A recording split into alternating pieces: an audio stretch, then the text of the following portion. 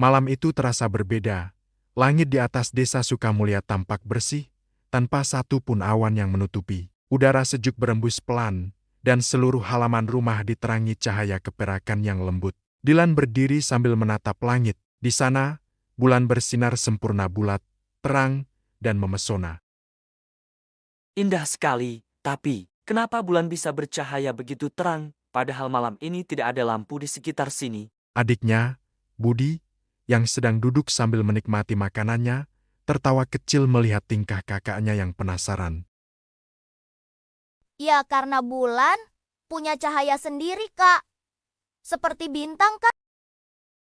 Tapi, seingatku bulan itu nggak bercahaya sendiri. Katanya cuma memantulkan cahaya dari matahari.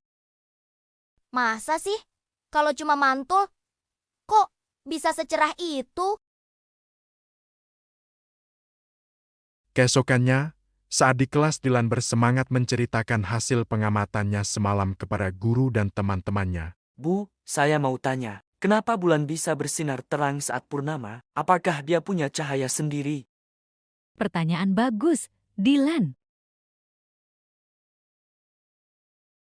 Coba perhatikan gambar di papan, saat malam tiba dan langit cerah, bulan tampak bulat sempurna dan bersinar terang. Itu terjadi karena posisi bulan, bumi, dan matahari berada hampir dalam satu garis lurus. Cahaya matahari jatuh ke seluruh sisi bulan yang menghadap ke bumi, sehingga seluruh permukaannya tampak bercahaya. Padahal, bulan tidak memancarkan cahaya sendiri. Bulan hanya memantulkan cahaya dari matahari. Jeti, bulan purnama terjadi ketika bumi berada di antara matahari dan bulan. Dan sisi bulan yang menghadap ke bumi seluruhnya diterangi. Jadi, bulan itu seperti cermin raksasa di langit, ya Bu? Tepat sekali, bulan tidak punya cahaya sendiri, tapi bisa tampak sindah itu karena memantulkan cahaya dari sumber lain, yaitu matahari. Sejak hari itu, Dilan mulai menyelidiki dan mengamati bulan setiap malam. Ia membawa buku catatan kecil dan menulis bentuk bulan yang ia lihat.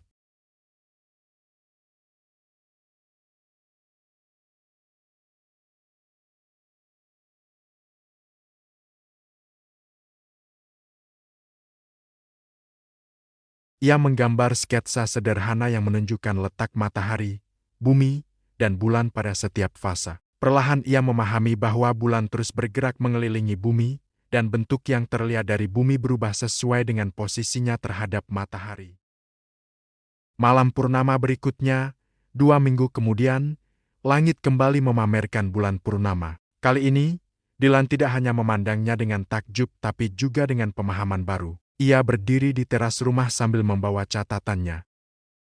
Sekarang aku tahu, bulan tidak bersinar sendiri. Ia bersinar karena pantulan dari matahari. Dan purnama terjadi karena posisi bumi berada di tengah-tengah. Kamu tahu nak, pengetahuan sederhana seperti itu bisa membuat kita lebih menghargai alam, bulan, matahari, dan bumi saling bergantung satu sama lain. Iya, ayah, kalau posisinya berubah sedikit saja, mungkin kita nggak akan melihat bulan seindah ini. Benar nak, alam semesta ini bekerja dengan keteraturan yang luar biasa, tugas kita adalah belajar memahaminya.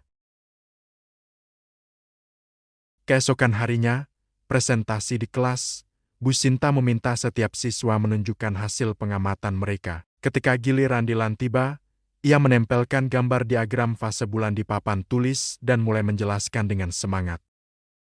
Awalnya aku kira bulan punya cahaya sendiri, tapi setelah melakukan pengamatan dan percobaan, aku tahu bahwa cahaya bulan berasal dari pantulan cahaya matahari. Fase-fase bulan terjadi karena posisi ketiganya terus berubah. Saat bumi berada di antara matahari dan bulan, kita melihat seluruh sisi bulan yang terang itulah bulan purnama. Dan saat bulan berada di antara matahari dan bumi, bagian terang menghadap ke matahari, jadi dari bumi tampak gelap itulah bulan baru. Bagus sekali Dilan, kamu telah melakukan langkah-langkah ilmiah dengan benar. Mengamati, bertanya, membuat dugaan, melakukan percobaan, dan menyimpulkan. Di bawah cahaya bulan malam itu, Dilan kembali duduk di teras rumah. Budi datang dengan membawa makanan. Kak, Jadi, bulan itu nggak punya cahaya sendiri ya? Iya, bulan cuma memantulkan cahaya matahari. Tapi justru karena itu, dia bisa jadi indah. Kalau nggak ada matahari, bulan nggak akan terlihat. Berarti, kita juga kayak bulan ya, Kak.